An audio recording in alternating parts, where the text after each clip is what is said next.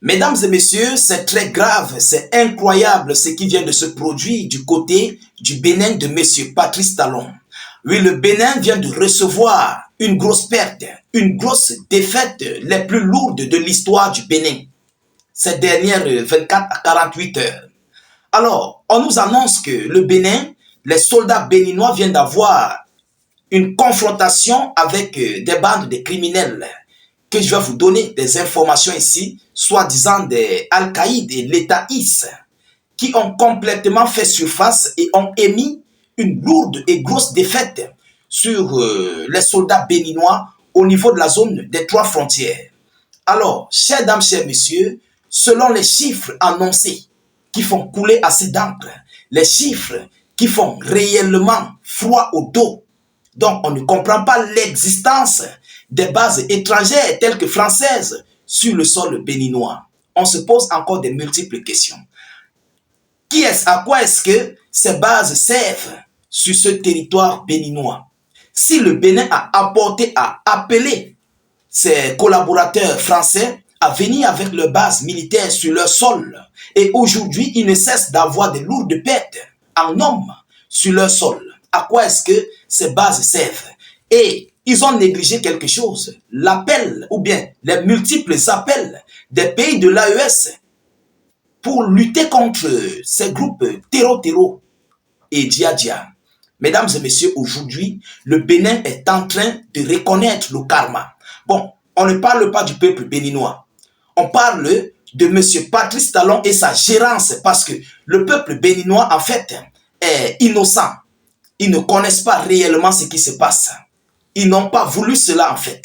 Mais nous souhaitons d'abord nos vœux, nos condoléances et nous disons Yako à toutes les familles qui ont reçu ce coup et aussi à tout le peuple béninois par rapport à ce qui vient de se passer du côté de leur sol. Donc, allons-y donc dans les profondeurs pour les décorticages et les analyses. Parce que je vais vous dire quelque chose dans cette vidéo que vous-même, vous allez vous rappeler, vous allez vous souvenir. Ce que la France avait dit. N'oubliez jamais cela. Alors, mesdames et messieurs, partagez la vidéo dans tous les groupes possibles. Mettez suffisamment de j'aime et surtout beaucoup de commentaires. Abonnez-vous à nos différents canaux YouTube, Facebook. N'hésitez pas d'activer la cloche de notification pour ne plus rater nos prochaines émissions. Alors, au Bénin, 28 soldats envoyés au repos éternel lors d'une attaque à la frontière avec le Niger et le Burkina Faso. Je pense que c'est ça qu'on appelle la zone des trois frontières. Les attaques dans le nord du Bénin ont augmenté ces dernières années et sont attribuées par les autorités à des combattants djihadiens de l'organisation État IS et Al-Qaïd venus des pays voisins où ils sont actifs. Des pays voisins où ils sont actifs, tels que le Burkina Faso, le Niger, parce que là-bas, il y a un coup de feu inestimable, un coup de feu inexplicable. Donc, aujourd'hui, ils fuient ce qui se passe là-bas. Ils n'ont pas, en fait, le ravitaillement. Vous comprenez? Donc, ils viennent pour vouloir se ravitailler du côté de leur maître. Ah oui. Et avoir de quoi manger, des munitions, des armes pour rentrer combattre contre le Burkina Faso, le Niger et tous les autres. Alors, mesdames et messieurs, qu'est-ce qu'ils nous disent? Ce petit pays d'Afrique de l'Ouest est de plus en plus confronté à des attaques attribuées au djihad. Le Bénin a de nouveau subi une attaque contre ses forces armées. 28 militaires ont été envoyés au repos éternel mercredi 8 janvier dans le nord du pays. 28 éléments des forces de défense et de sécurité ont été liquidés, a déclaré jeudi à l'agence France Presse AFP une source militaire haut placée qui a requis l'anonymat. L'attaque a eu lieu au niveau du triple point, le nom donné à la zone frontière entre le Bénin, le Niger et le Burkina Faso, a précisé cette même source. Les attaques au nord du Bénin ont augmenté ces dernières années et sont attribuées par les autorités à des combattants djihadiens de l'organisation État IS et Al-Qaïd venus des pays voisins où ils sont actifs. La région frontalière avec le Bénin et le Burkina Faso reste l'épicentre de ces attaques.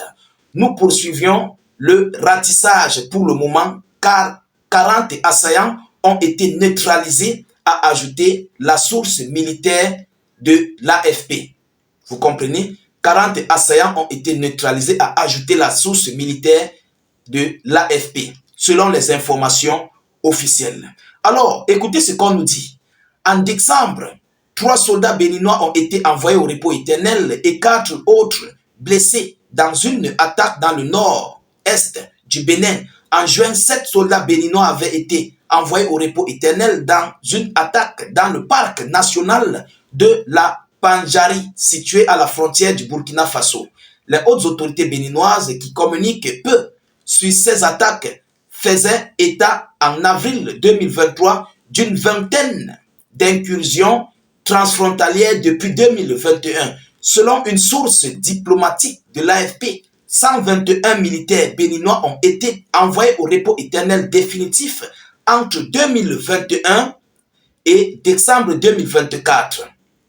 3000 soldats pour sécuriser les frontières. Vous-même, vous voyez que 3000 soldats, c'est peu pour sécuriser les frontières béninoises. C'est peu par rapport à ce qui se passe. Alors, en janvier 2022, le Bénin a déployé près de 3000 soldats pour sécuriser les frontières dans le cadre de l'opération Mirador. Les autorités béninoises ont également recruté 5000 soldats supplémentaires pour renforcer la sécurité dans le nord, selon les informations officielles. Mesdames et messieurs, j'aimerais d'abord que vous vous rappeliez de quelque chose.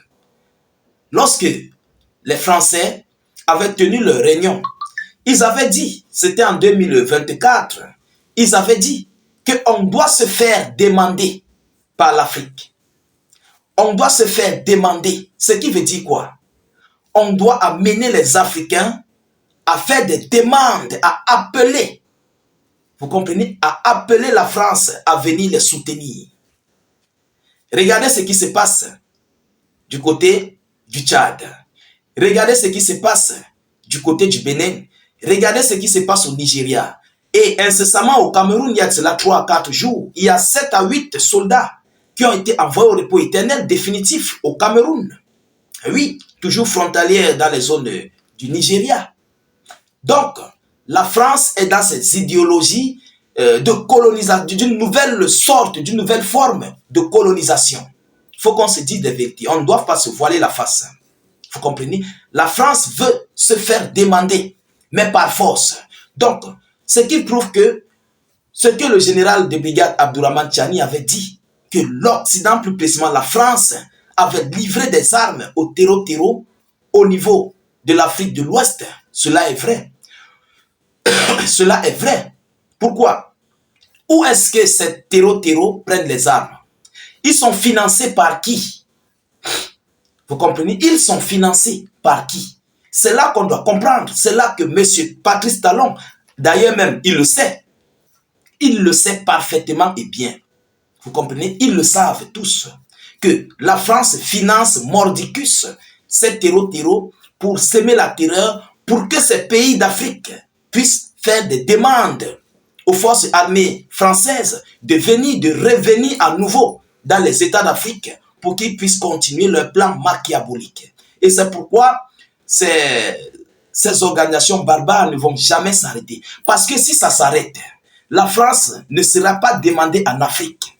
La France serait complètement abandonnée. Donc il faut continuer à faire tourner le régime. C'est de ça qu'il s'agit. Mesdames, Mesdemoiselles et Messieurs, voilà donc la vraie chose, la vraie situation de tout ce qui s'organise, de tout ce qui se passe au niveau de cette localité du Bénin et plus précisément aussi dans l'ensemble des pays ouest-africains. Alors, nous continuons de suivre cette actualité le plus près que possible, mais nous nous posons réellement des questions. À quoi donc servent ces multiples bases françaises sur les terres béninoises? Est-ce que c'est seulement pour détecter où se trouve l'or, le pétrole, l'uranium, les autres richesses, le gaz et autres? On se pose des questions. Qu'est-ce qu'ils sont donc venus foutre avec ces multiples bases? Voilà la grosse question. Voilà où il y a l'inquiétude des Béninois. Et il est temps pour les Béninois de se lever comme un seul homme et de demander à ce monsieur de Talon de sauter. Pourquoi? Parce que les Béninois sont désormais en danger. Ils sont désormais en danger. s'ils ne prennent pas leurs responsabilités, un jour, ça peut quitter sur les soldats béninois, ça atteint le peuple. Et ce sont eux qui seront nuits au plus profond. Il faut qu'on se dise des vérités. Alors, voilà ce que j'avais à vous annoncer dans cette vidéoconférence.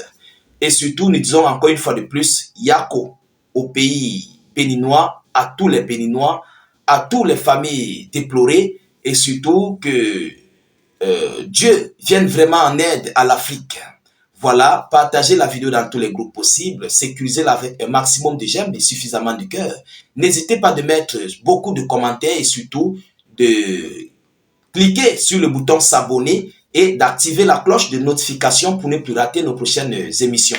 Je vous reviens tout à l'heure pour une prochaine série d'actualités. Soyez encore salués une fois de plus. Ciao, ciao.